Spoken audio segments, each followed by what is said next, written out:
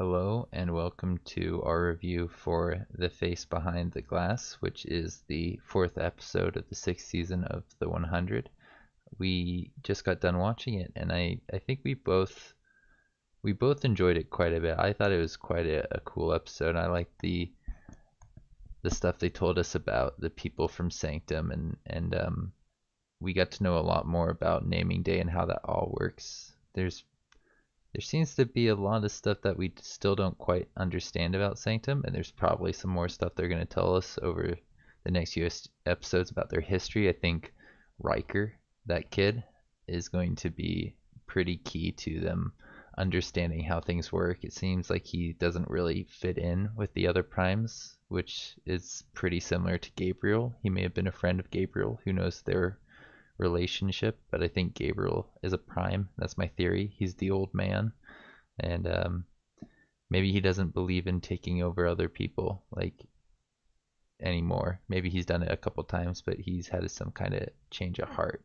Whoever Gabriel is, I think he's the old man, or maybe the old man is a disciple of Gabriel, or something along those lines. But um, I I thought it was pretty good. You were saying that you didn't like the stuff with Echo at the end of the episode, right? Um, yeah, not really. I mean, I guess my thought is just like they've had Echo there for a long time at this point and haven't really done anything with her as far as I remember, at least in the last couple episodes. And then like all of a sudden in the last like 5 minutes, they're like pushing some storyline that's sort of I don't know, like not that relevant in my opinion. Maybe it becomes more relevant, but it's just like to me it's just like how can we make Echo interesting? You know what I mean? Yeah. I don't think it was that successful, at least to me. Like it, I don't know. Nah, If not it was a different show like The Walking Dead, I would feel like they're about to kill her. They're just giving her a little bit extra screen time and an extra little like story that they wouldn't usually do, and that would indicate they're about to die like that episode in The Walking yeah. Dead. But I mean, I don't think they're gonna kill her off. Well, they already killed Clark, so like, yeah, I don't know how that's gonna sort work of. out in the end. That's you know what? It's too bad about that because like I'm just thinking about the technology involved there. Like, clearly their technology is not. It's either like not. I don't understand because it's not as advanced as what the grounders were using. Because the thing that Maddie has, she can still talk to the people who had the chip, but she's still herself. Yeah. So like if they had just unparalyzed Clark, she could have they could have maybe figured out a way to improve their process to not like literally destroy people. Well, they probably could have. They probably had the ability to do something along those lines, but the people who were primes preferred the technology where they got 100% control over the new bodies and they became essentially immortal. They said something about being on the edge of mortality, and I don't really understand how they've been able to make so many hosts up until this point and what happened that stopped them from having so many children around. It sounds like Gabriel's probably been killing off the primes for a while, and that is why they're so close to running out of people like that. And Well, my thought was that it was just there's fewer people being born with the night blood. That's what my thought understanding was with that, right? well, Or they're not coming at the right times. It's because the whole math thing at the end I thought was pretty interesting. Um, but it didn't really it was pretty clear that they haven't been having people at the right times. it probably has something to do with these embryos and however they're made. I don't know if they have many resources to like used to making more people, but I think those embryos that they mentioned in like the second episode about how they those were there to repopulate people, I think that's going to be related to how they get more of these night bloods. I don't know why it doesn't seem like there's little night bloods running around all over the place. Like why Simone and Russell don't have kids, like the new ones, right? Like that would be the most logical way for them to get more of them, because in Earth, I think we found out that Nightblood is hereditary. They pass it down through families, right? Right. So I would assume it works similar on Alpha or in Sanctum, but it's yet to really be seen. They haven't really dived too much into that. I uh I really liked the stuff with the Yoza in this episode and the motorcycles. I called earlier that we were gonna be seeing those motorcycles back. I think that's kind of, yeah, pretty easy to call, pretty easy to see that they, if they're gonna have it in the first episode, that they'd probably want to use them later on this planet. And also there was that book about um have it right here. What is it? Zen and the Art of Motorcycle Maintenance that they reference. They even like Oh used a yeah, line from it, like something about curvy roads or dangerous roads ahead. And, yeah, I I remember, but sure. I think that that's gonna be pretty key to Raven's whole story arc, but also with Dioza and Octavia. It seems like Dioza and Octavia, in a weird way, are like that motorcycle gang. They're like the kid and the father in the book, in my opinion. They're gonna go around and kind of bond on the motorcycles, killing people probably because that's their style, right? Hmm. But um, yeah, there's gonna be, I think, a couple references to that book throughout the different characters and their story arcs this season, and I'm really glad to see that that's coming back already. It's not like taking a while to get to. They're probably gonna keep doing stuff like that along the next few episodes. Hmm. I was not surprised that Rose died at the end. I thought that they seemed to indicate that that was coming with a line about slaying demons. It reminded me of season one with the little girl. I'm blanking on her name right now, but the little girl that jumped off the cliff, the one that killed Wells. She was told to slay her demons by Bellamy, and I was like, oh, this reminds me a lot of when Octavia said that, I was like, this is very similar to how Octavia got her in trouble. But Rose didn't like get herself in trouble by not being afraid. She was literally just lying on the ground, and uh, Dioza and Octavia were too slow. They didn't kill. I think her name was Tosh for whatever reason. I don't think it actually told us in the show that her name was Tosh. I don't remember it coming up, but it did say in the captions for us that that person, the girl who wanted to kill them earlier, uh, yeah, was that person who ended up shooting her in the end of the episode. Although Xavier didn't want to do that. He said he wanted to save them. He didn't want to kill them.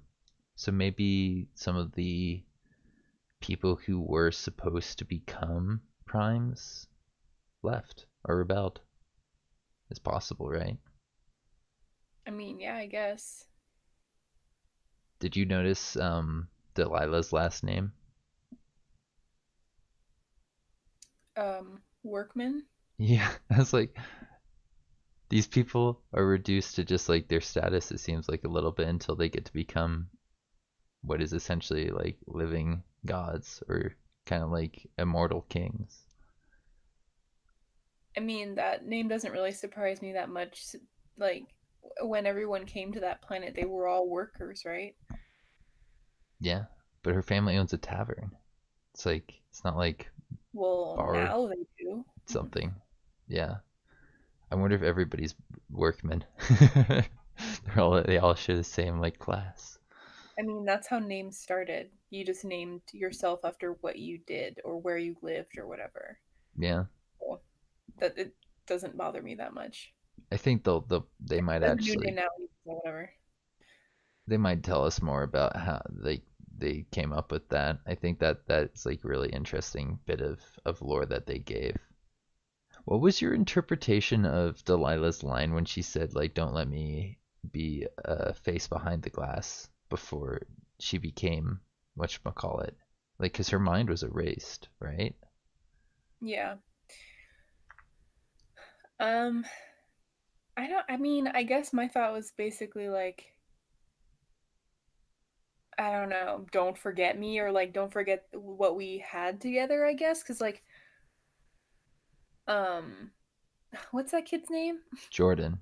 Jordan. Like his whole life was based on hearing stories about these people behind the glass, right? Yeah. And that was his first real like relationship besides his parents.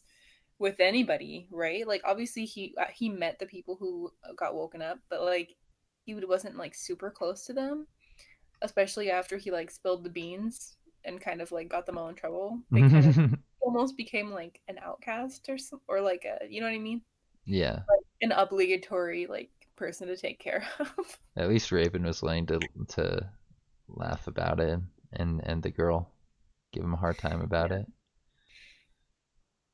So I guess that was my like uh yeah, just don't let me be like some kind of, I don't know, like mythical figure in your memory or whatever. Like I was a real person, even because clearly Delilah knew that she was going to be like a completely different person, and like everything she did would basically get erased, right? Yeah, everything she was gone, and And everyone in her culture is going to act like she basically never existed, right? yeah, well, they'll probably remember her sacrifice, and who knows how they do that. But I don't think they take the sacrifice lightly. I think they think it's very important. They repent, renew, they rejoice. Then there's rebirth, and there's probably a big list of the names of the people that have gone through that, and the kids probably have to like recite that, and that's part of like the whole I hated brainwashing it. system, I you know? really don't like. I hated that whole scene. It seems really insincere to me. Completely like. Also, I was just getting like super like mansplainy vibes from that. Whatever the main guy's name when he was like, "I'm so sorry Russell. that I closed the shield." Blah blah blah. Like I know how it feels to lose someone in your family. And I was just like, oh my god, like it just feels like at least in that moment it was like, oh yeah, the man is apologizing for his crimes just so he can feel like, so someone will come pat him on the back and be like, oh, Yeah, it's okay, like you didn't do anything wrong.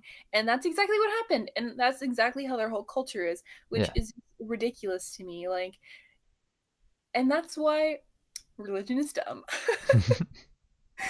Sorry for anyone else. Actually, I'm not sorry, religion is stupid, but whatever. You're entitled to your opinions.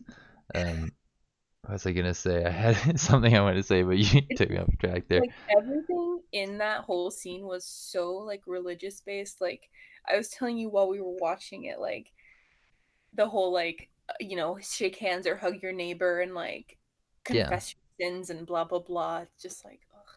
But Well, they it's do like, it in such a public way. That's the really interesting part about the sins to me. Like the sinning part. They they publicly confess that stuff. That's not like very common in religion, at least my understanding of it. well, You kind of like go to a priest and then confess in like a little box or something, or in an office or whatever. I think they took like a lot of parts of religion and like took it back to how it used to be used in medieval times. I think it's kind of like they're the monarchs that people have to worship that were chosen divinely. Essentially, these people have divinity, and it's like I don't know exactly how religion used to work, but I feel like they're trying to go back to how it used to be done, and they're saying like these customs that they had when like before the bombs went off, the ones that are probably more like what we're used to today, have kind of been rolled back to their roots. I'm not entirely sure, but that's what I got from that. I what I thought was really interesting about Russell saying that his loss was like Kaylee's loss was they apparently can bring back Josephine. Josephine's not gone. They have her chip, whereas Well, she's Kaylee back now. Kaylee lost her entire family. Like those three people are with the Gabriel's people, which I assume are going to kill the primes. I mean, they're saying I thought they already did death that. the primes all the time. They cut off the heads. I don't know what they did with the chips, but I Oh. think they're bringing the heads back with them. Mhm. So maybe the heads are recoverable, but I think it's possible they may have smashed them already. But Kaylee's like her family that she's been with for 200 years are gone, as I can tell. They're just gone. And then Russell's like, "Yeah, my loss is like your loss. My one daughter." I mean, yeah, maybe nobody knows that they saved the chip. I guess that's possible, right? Like, because they did that whole operation super secretly, like Yeah, when they did Delilah, a bunch of people were going into that cave with them, but it wasn't the same way. Yeah, With Clark. Josephine's third in line, so it does seem like they went around the other primes to get things that way, to get their daughter back. But I don't know. I guess since they're in charge, maybe they can make those executive decisions because they're not coming through the regular naming day process. This is just like, oh, a lucky find. But I feel like people aren't going to be very happy about that. They're going to say that they're acting out of what's it called, like precedent, the stuff that's happened before. They're Right. doing things that are different, and they don't like that. I did like that they referenced Riker's keep at the beginning of the episode and then brought him up, like his name when he was in the machine shop. I was like, that's curious. Is he a prime? I immediately was like, is he a prime? And it turned out he was. I was like pretty happy that they kind of confirmed that within that episode, that they kind of planted those clues, and then you're like able to see that. And I guess he's Raven's new love interest, right? Maybe. I mean, yeah, I guess, right? Unless he hasn't been changed yet into like whoever he's supposed to be, right? Riker, I think Yeah. is the name of the keep that they were hiding out in during the Red Sun, and that guy's name is Riker. So I think he's Oh, the guy already. I think he's the oh, Prime, okay. and he said, "I'm a Prime." He's like, "Oh yeah, no, I don't fit in, but I'm also a Prime." So yeah, if you want to go to the nice party, we can do that next Yeah, episode. it just seemed weird that like they would have the I guess I don't know, whatever. Did Yeah. you think that Xavier let Octavia go at the end of that episode? At the end, you mean like in the middle of it? Or yeah, when with the knife on the bag that she used to get Kind of Rose and them out. it like I don't know. It kind of seemed like that to me. Like who just like who of them would have set down the knife like and just left it there? It doesn't make sense. Oh, he had the bag with the knife on it, and it almost seemed to me like he showed her the knife, the way he was holding the bag and saying like, then he took out the food and tried to give her the food, and he was like, "You've got a real awful case of not showing your gratitude," and he just like put down the bag with the knife like facing her, like literally facing her, and he has to know that knife is there. He's the guy who just stomped on the weeds to shoot like toxins up into Octavia's face. He's very aware of his surroundings. I think he also, because he didn't follow and get gunned down, something tells me he kind of wanted them to get away. Mhm. He Yeah. He probably has a thing for Octavia. That's my guess. They'll probably hook up at some point. It's been a yeah. while for Octavia, right? Um, there was something else I wanted to say. Oh, his quote where he was like, "Don't try to escape. You'll like cut your jugular first, or whatever, or your artery or something." Yeah. I mean, that is kind of like metaphorically what happened, right? Because they escaped, ran away, and then her like lifeline into getting back potentially into like safety was killed. So like, Mhm. metaphorically it works. Yeah. I'm pretty worried for the old man now that Octavia and Diaz are coming after him. I think he might be able to talk them out of it, which would be really interesting Hmm. because he's probably going to lose most of his forces doing it, and then he's going to have the two best warriors he could ever want working for him and potentially doing like good work, like killing people, but like for the to actually save the people. Hmm. Something tells me Clark's not really gone. I refuse to believe they would have all the stuff with like her and Gilliam dancing, Bellamy staring at her, all the little like hints of Bellamy Clark, and never actually falling through on it just to kill her off by erasing her mind. I think they're going to be able to restore her mind. I'm not sure how. Maybe through the flame. She did have the flame in her head at one point. Maybe she's still in the flame. They're Like, gonna reboot Clark. I mean, I hope she's gone. I'm sick and tired of her character. Just like Raven. Raven's like, you suck, and I agree. I'm so tired of listening to her Suffer. be lame all the time. Like, Yeah, that's fair. I was kind of over Clark and as a character, and I think the actress seemed to be like she was over it a season ago, and I thought they were gonna kill her at the end of the last season. I remember saying that multiple times that it seemed like it was time for them to get rid of her, but they didn't.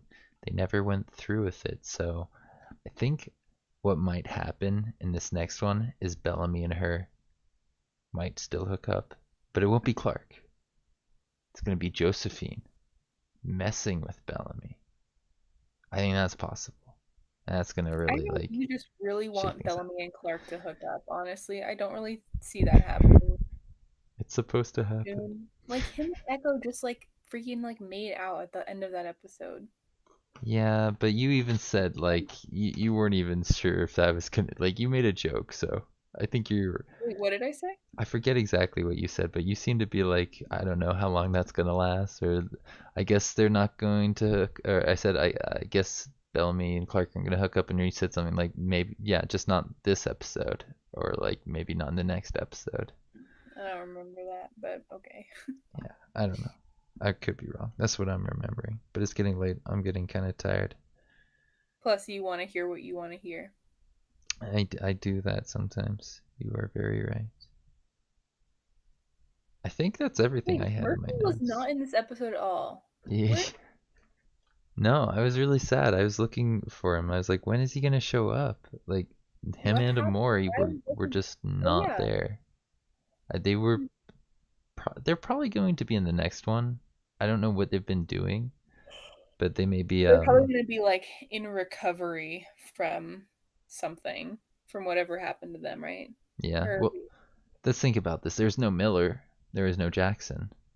There's enough people not in this episode that they could do like almost like a secondary episode of like where these other people were and what they were doing.